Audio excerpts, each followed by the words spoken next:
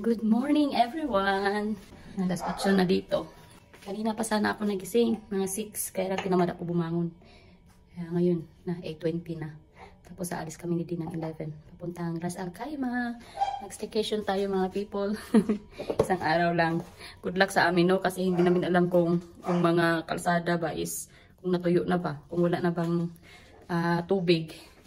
Pero we'll see. Sana naman natuyo na. So, isang araw lang kami doon sa Ras Al Khaimah. Balik din kami tomorrow afternoon. I think.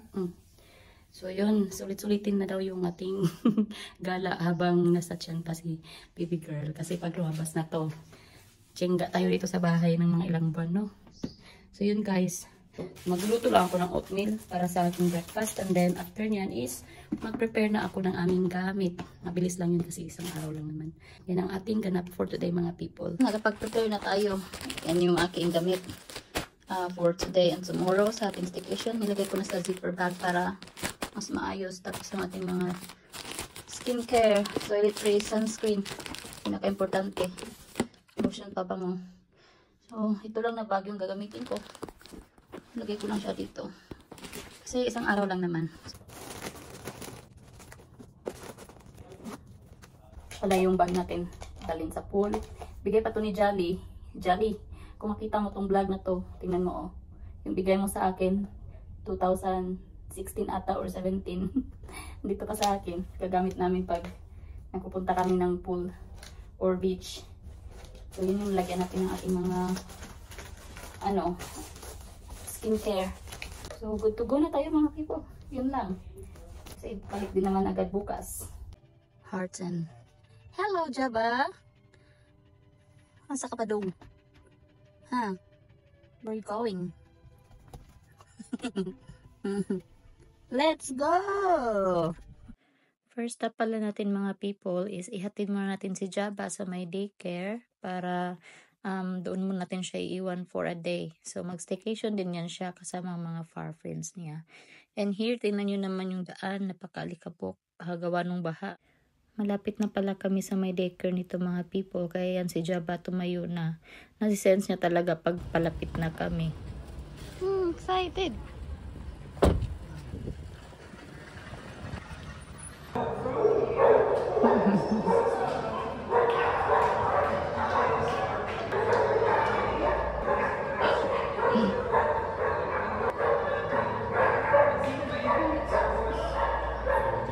After namin na-drop si Jabba is umalis na kami agad. And yan guys, nakita nyo naman, meron pang mga kunting tubig na naiwan sa kalsada.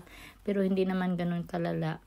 And then sumaglit muna kami sa may first stop para bumili na mga kain since mag-12 na nito at wala pa kaming lunch. Kaya kumuha na ako ng sandwich at chocolate milk para hindi tayo gutumin habang nagbibiyahe, no? Mas malapit lang pala ang Ras Al Khaimah mga people. So mga 1 oras at 15 minutes ata galing sa bahay papunta doon.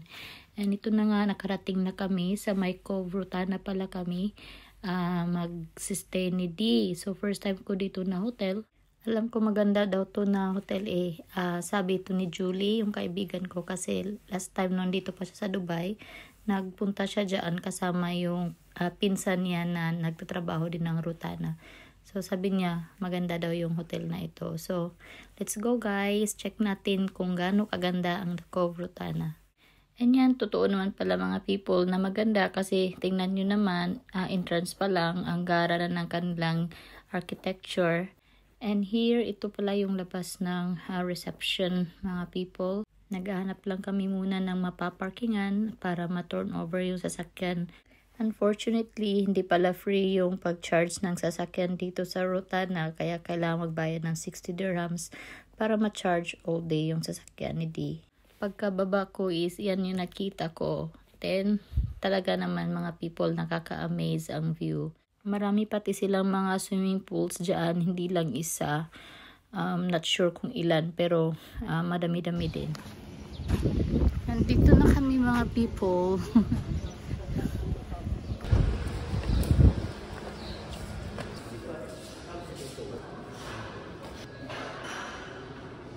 Habang hinihintay ko si Dina matapos yung pag-check-in niya sa amin, yan, nag-video-video muna ako sa mga palamuti nila sa hotel.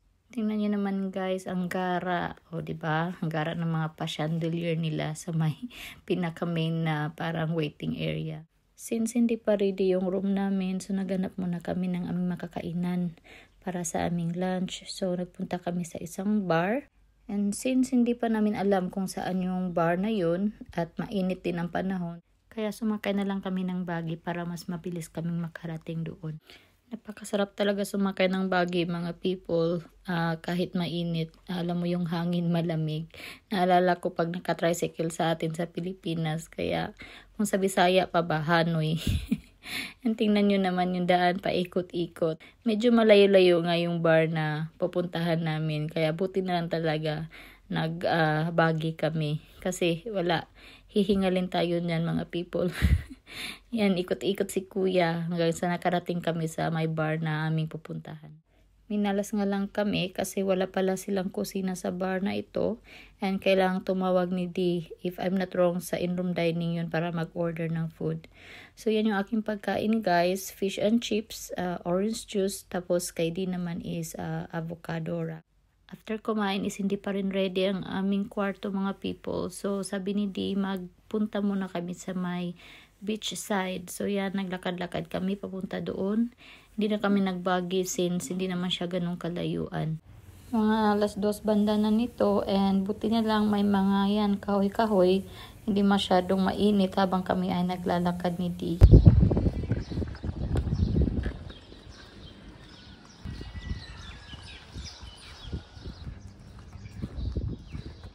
Nakarating na nga kami sa my beach side and of course, utot natin yung mahiwagang sombrero natin kasi this time is super init na talaga mga people. Pero carry belts lang kasi mahangin din naman. Yung ibang guest, lalo na yung yan mga puti, wala talaga silang pakialam. Kahit alam mo yung feeling na nangangagat na yung init, pero goods pa rin sa kanila.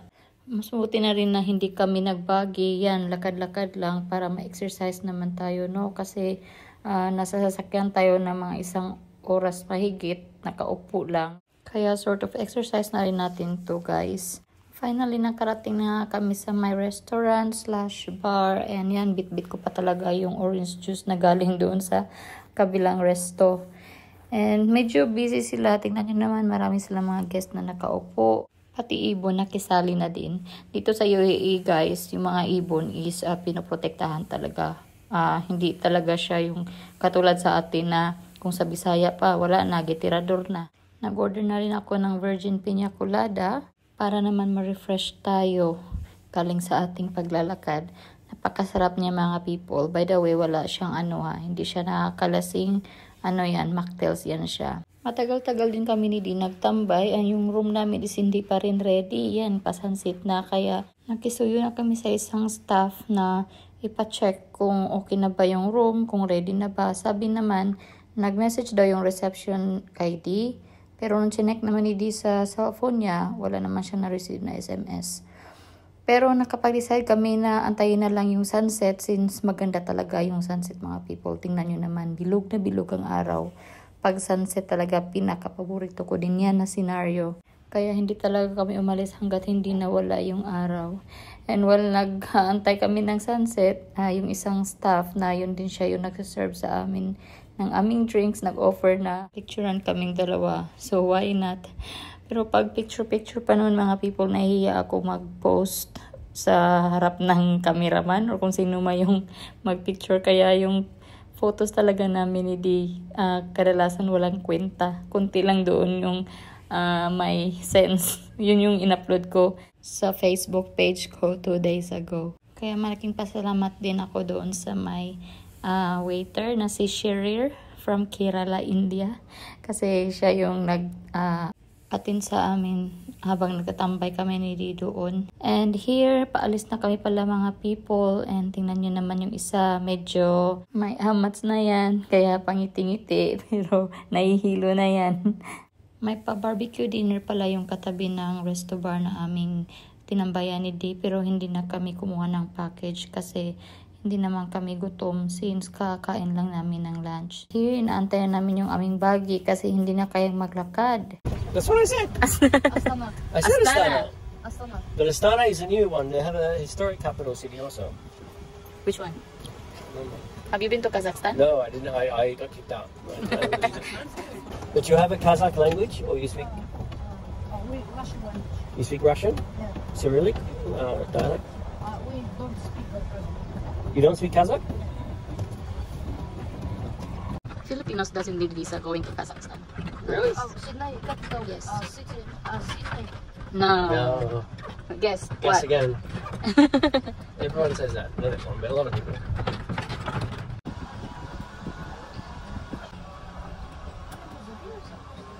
What did you find? It was the capital of Australia. You find it or no?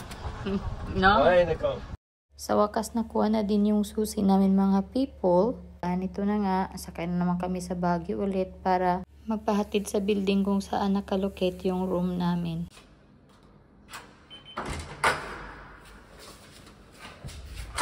Put the card here, guys.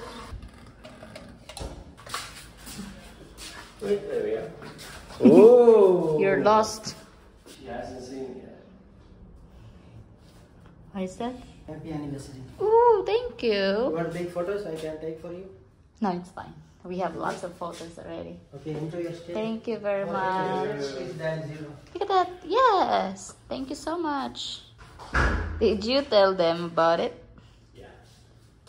Quick room tour tayo mga people. Ito pala yung kanilang washroom. So yan. Malaki siya and then malinis. And then kompleto din ang kanilang mga gamit except sa toothbrush kasi kailangan mo siyang i-request. Here naman is yung kanilang pa-walk-in closet, kung anong tawag nito. And then meron siyang malaking salamin sa harap. So i-flex muna natin ang ating baby girl. Yan, malaki-laki na para ng bola.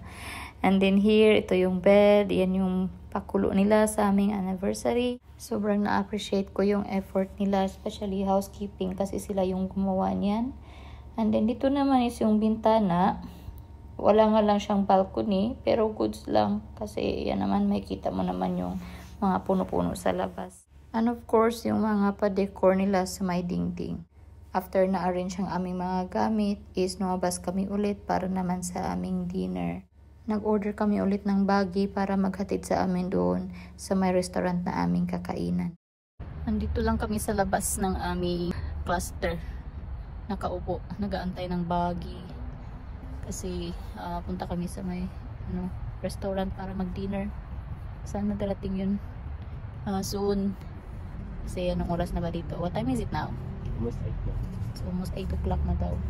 Medyo pagod ako kasi pagkadating namin ng mga 1, di pa ready yung room. So nag-antay kami ng mga almost 5 hours. Doon kami sa may beach bar tambay hanggang nag-sunset.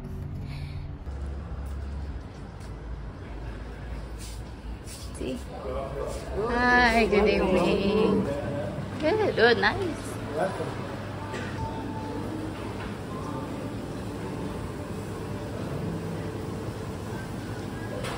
Last smoke or last smoke?